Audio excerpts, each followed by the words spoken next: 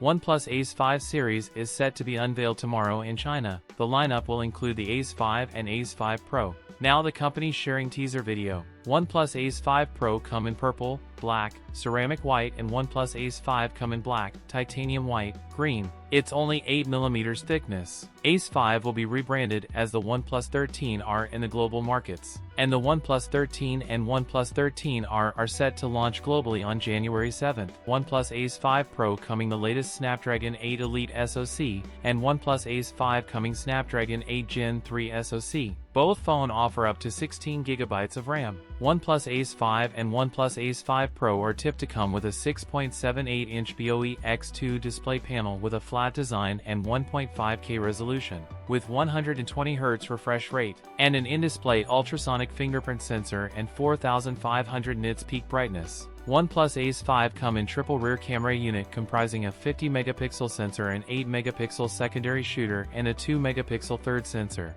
The OnePlus Ace 5 carry a 6415 mAh battery with 80W fast charging support. That's it for today's video. If you enjoyed it, don't forget to like, comment, and subscribe for more content. Thanks for watching, and I'll see you in the next one.